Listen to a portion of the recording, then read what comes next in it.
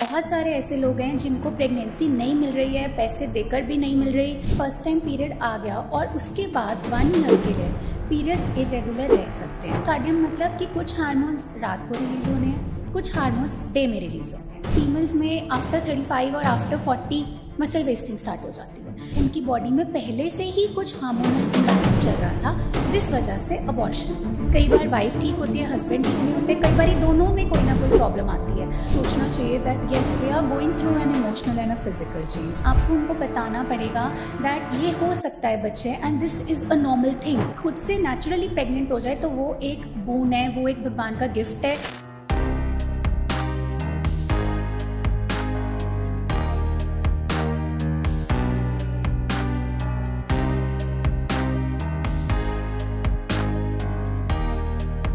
आप MBBS हैं, MD हैं और साथ में गायनी और फर्टिलिटी की स्पेशलाइजेशन रखते हैं, इसके स्पेशलिस्ट हैं। तो आइए उनसे मुलाकात करने। बहुत बहुत स्वागत है डॉक्टर स्मृति जी। धन्यवाद। डॉक्टर सुकृति, आप जब यहाँ पे आए स्टूडियो में, पहले तो हम ये जानना चाहेंगे कि आपको कैसा लगा यहाँ पे आके थोड़ा। मुझे बहुत ही अच्छा लगा एंड आई फेल्ट कि स्टूडियो बहुत ही अच्छी तरह बना है and everyone is very professional and it's very neat and clean as compare to other studios I have been to and I was welcomed very nicely and so of course I felt very positive and very nice. Very nice.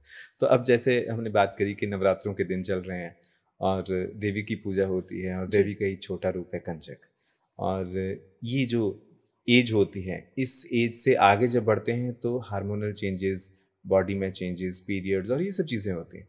तो आप उस phase को जिसमें एक बच्ची जो है वो नौजवान होने की कगार पर है और एक ट्रांजिशन पीरियड चल रहा है, उसको कैसे देखते हैं और कैसे देखना चाहिए? जी, सो जब गर्ल्स बचपन से अडोलेसेंट एज ग्रुप में जा रही हैं, अडोलेसेंट स्टार्ट होती है फ्रॉम 12 to 13 ईयर्स। सो तब से एक यंग गर्ल, एक छोटी लड़की एक यंग मेच्योर गर्ल की तरफ जाती है। सो वो जो फेज़ होता है, it is a very very emotional phase and sometimes for like when you are entering into teens, sometimes ये लोग बहुत अग्रेसिव और वायलेंट भी हो जाते हैं। सो पेरेंट्स के लिए बहुत इम्पॉर्टेंट है कि इस टाइम पे बच्चा बहुत सारे चेंजेस में से जा रहा है, like emotional, physical changes end of course school में भी कई बार आसपास उनके कुछ ना कुछ ऐसे इंसिडेंट्स हो जाते हैं when they start they land into fights.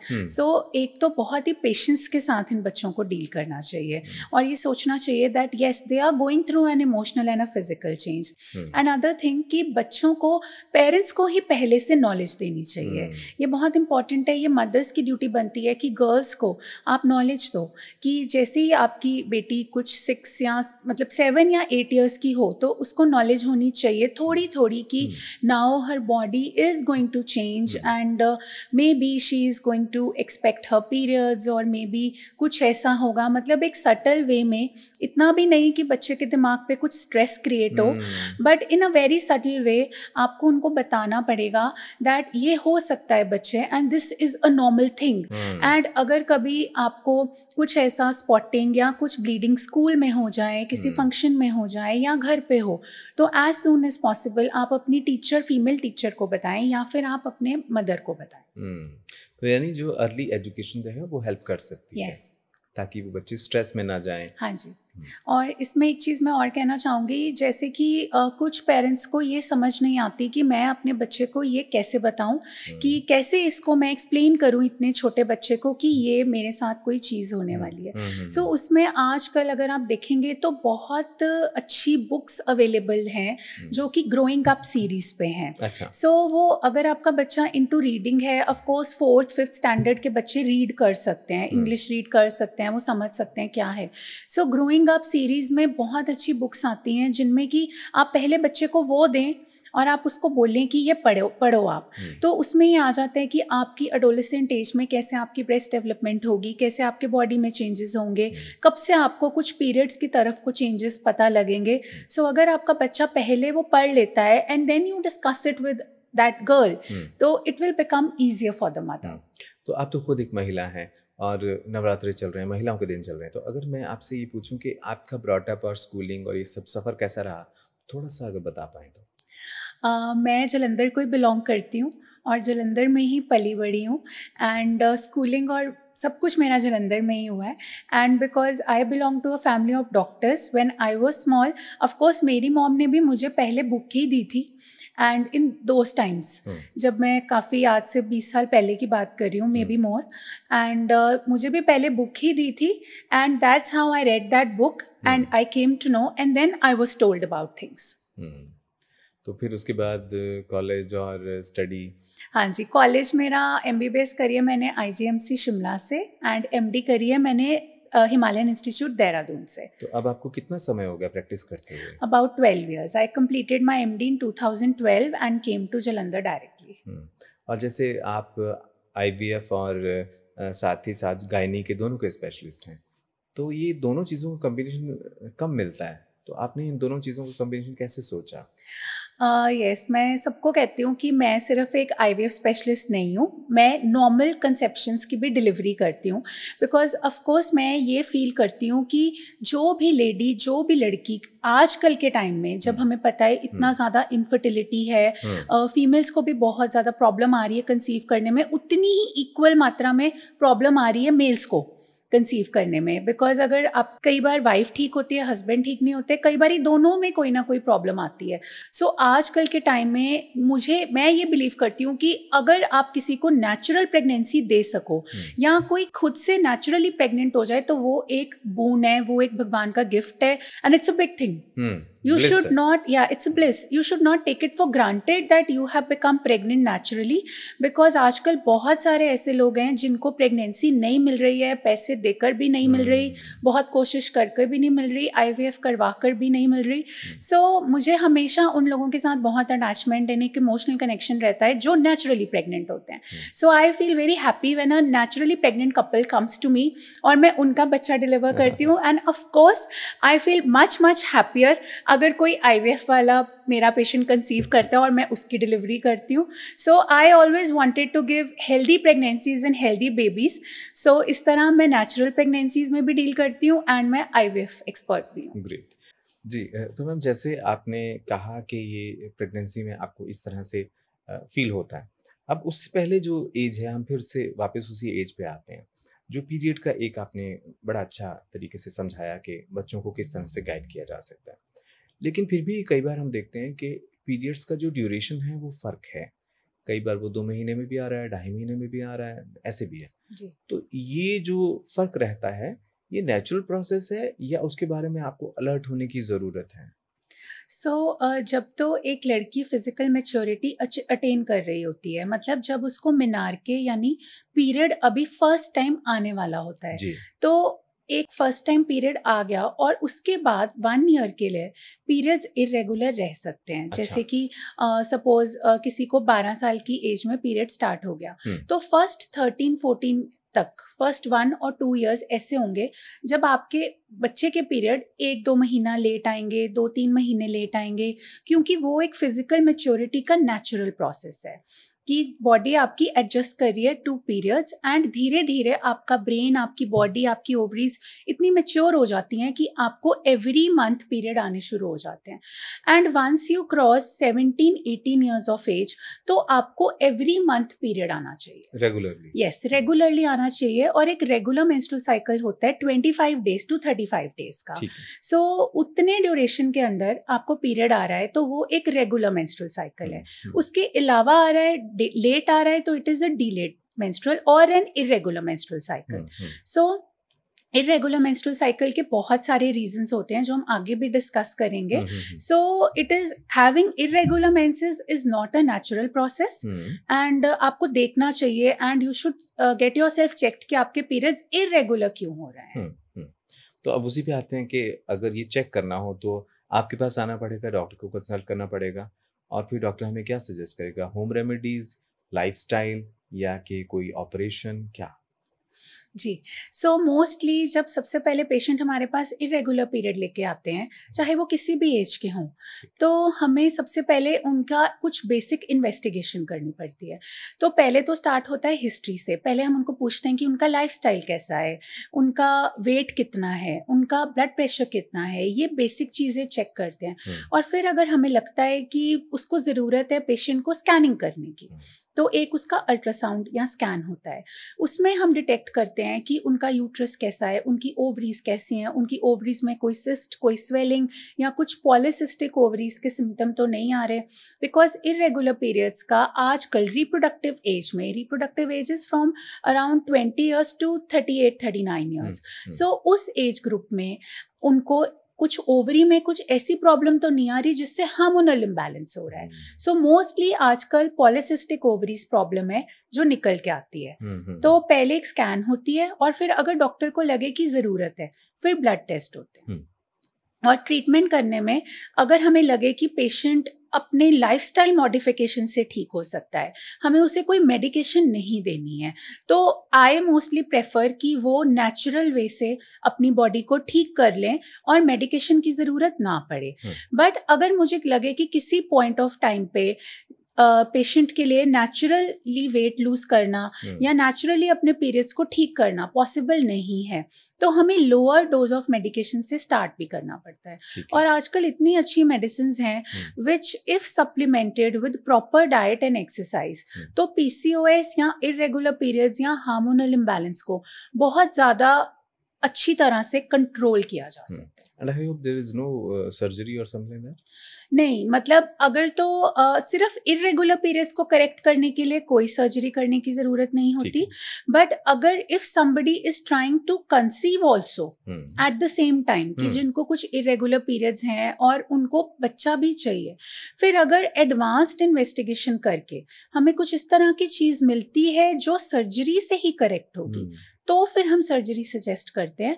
But usually that doesn't happen, it's very very rare. कि मोस्टली हम यही कोशिश करते हैं कि नेचुरल वे से या लो डोज मेडिकेशन के साथ पेशेंट की सिम्टम्स करेक्ट हो जाए।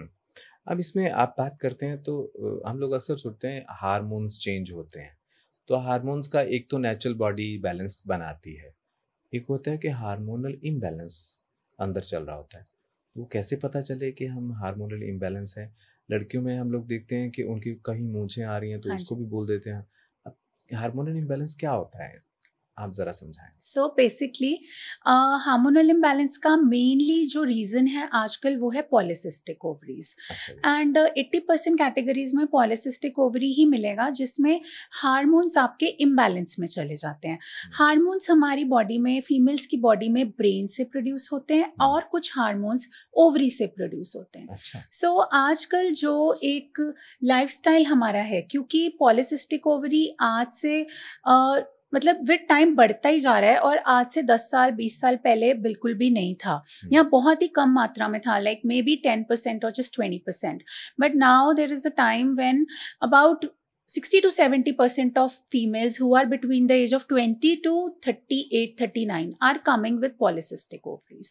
So इतना ज़्यादा बढ़ गया है। ये बढ़ा इसलिए क्योंकि हमारा जो डाइट है और जो हमारा लाइफस्टाइल है वो उतना हेल्दी नहीं रहा, एंड ड्यू टू दैट हमारी बॉडी में कुछ इस तरह के केमिकल्स या कुछ इस तरह के कंपाउंड्स बन रहे हैं जो हमारे ब्रेन को और हमारी ओवरीज को अफेक्ट कर रहे हैं, जिससे कि नॉर्मल रिदम ऑफ हार्मोन्स जो हमारे ब्रेन से सिक्रीट हो रहा है या ओवरी से हो रहा है वो डिस्टर्ब हो रहा है। इसमें बहुत ज़्यादा रोल मोबाइल्स की रेडिएशन का भी है एंड स्लीप पैटर्न का भी है, क्योंकि हमारी बॉडी में हार्मोन्स रिलीज होते हैं सर्काडियन रिदम के हिसाब से। सर्काडियन मतलब कि कुछ हार्मोन्स रात को रिलीज होने हैं, कुछ हार्मोन्स डे में रिलीज होने हैं। सो दिस इज नेचुरल कि बॉडी को पता है कि ये तब रिलीज होना है, ये तब होना है।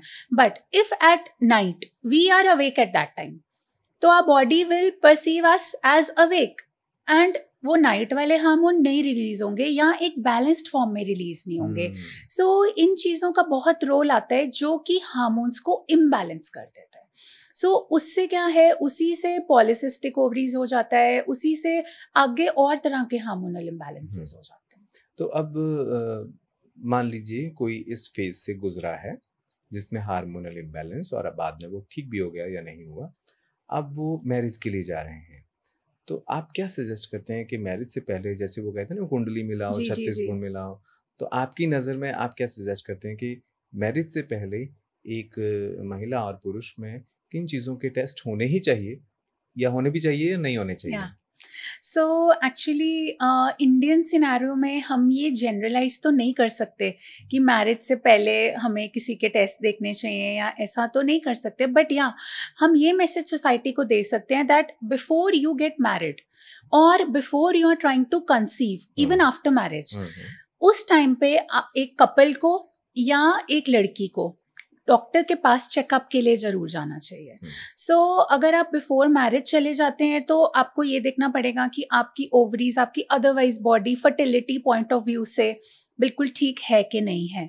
और अगर एक कपल बच्चा प्लान करने से पहले डॉक्टर के पास चला जाता है तो उसको हम एक मेडिकल टर्म में कहते हैं pre conceptional counselling. Pre conceptional मतलब प्रेगनेंसी लेने से पहले अगर आप किसी चेकअप या काउंसलिंग के लिए जाते हो, उसमें हस्बैंड और वाइफ के कुछ बेसिक टेस्ट्स होते हैं, वाइफ का एक स्कैन होता है, and if they are normal तो हम एक simple supplement of folic acid start कर देते हैं और पेशेंट को ओवुलेशन डेज बताते हैं कि उसमें उनका चांस ऑफ प्रेगनेंसी ज़्यादा होता है।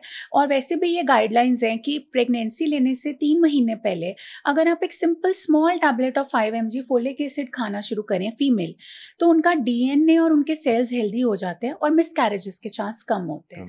So that is about pre conceptional counselling. अब आपने जब बात छेड़ी है मिसकैरेज, तो मिसकैरेज में किन किन चीज़ों के कारण आप समझते हैं कि ये ह्यूमन नेग्लिजेंस के कारण ज़्यादा हो रहा है, या कि जैसे सिजेरियन भी बहुत ज़्यादा हो रहा है, तो आप इसके बारे में क्या कहना चाहेंगे? जी, सो एक्चुअली नेग्लिजेंस तो नहीं इतना कह सकते, बिकॉज अबॉर्शंस के बहुत सारे रीजंस होते हैं। सो अबॉर्शंस के अबाउट 10-15 टाइप के रीजंस होते हैं which are only about 90% of the causes, and 10% of the causes are still unknown, and these are the facts which I'm quoting, और ये book की लैंग्वेज से मैं आपको बता रही हूँ। So 90% of the causes can be detected for abortions, 10% of them will still remain unknown. So उस केस में क्या होता है कि maybe couple recently married है या फिर वो कुछ कॉन्ट्रासेप्शन यूज नहीं कर रहे थे एंड एक्सीडेंटली प्रेगनेंसी हो गई, but they were not prepared for pregnancy. So in that case may be they were not taking adequate precautions, और मे बी उनकी बॉडी में पहले से ही कुछ हार्मोनल इम्बैलेंस चल रहा था जिस वजह से अबॉर्शन हो गया। तो डॉक्टर साहब, अभी इस छोटी सी मुलाकात में आपने बहुत सारी अहम जानकारी हमारे साथ और हमारे दर्शकों के साथ साझा की है। हम आपके बहुत शुक्रगुजार हैं। अंत में कुछ ऐसी चीज़ जो आप समझते हैं कि इस टॉपिक से रिलेटेड छूट गई या आप चाहते हैं कहना, तो आप कह सकते हैं। मैं सबको स्पेशली फीमेल्स को यही मैसेज देना चाहती हूँ कि आजकल हमें बहुत ज़रूरी है अपनी फिटनेस और अपने लाइफस्टाइल पे ध्यान रखना, बिकॉज आजकल गर्ल्स जो हैं they are trying to be equally competent as man, and they are actually, and उनको भी उतना ही करियर काम का स्ट्रेस होता है जितना कि एक मेल्स को होता था पहले। सो बट गर्ल्स को और भी चीज़ें करनी पड़ती है आगे लाइफ में जाके, like they have two of course plan a family, get pregnant, which is somehow going to compromise their body, जो मेल्स को नहीं करना पड़ता। सो इसलिए मैं गर्ल्स को ये मैसेज देना चाहती हूँ दैट शुरू से ही, मदर्स को भी ये मैसेज देना चाहती हूँ कि आप अपनी गर्ल्स में, अपने बच्चों में, डॉटर्स में आप एक ये फीलिंग इंस्टिल करें that fitness is something, that hormonal balance and fitness is something, healthy diet and exercise is something.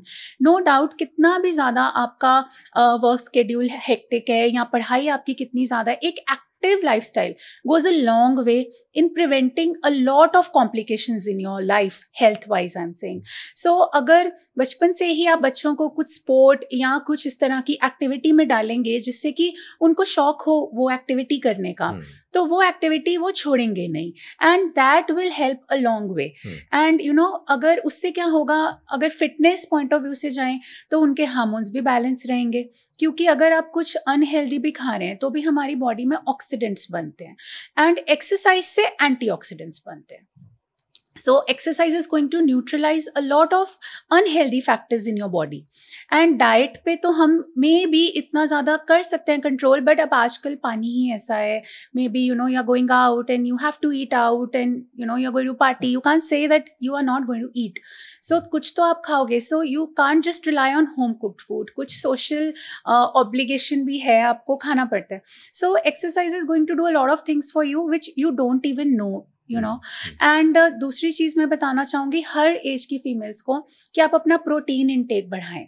So it's very important because Indian diet जो है it is very very deficient, we know that, in proteins. No doubt they have some sort of protein, but वो उतना नहीं होता जो हमारी daily requirement के लिए होता है. So usually what happens, females में आफ्टर 35 और आफ्टर 40 मसल वेस्टिंग स्टार्ट हो जाती है. And protein is not something which is only for mails. And protein is not which is going to cause any problem or any disease in your body.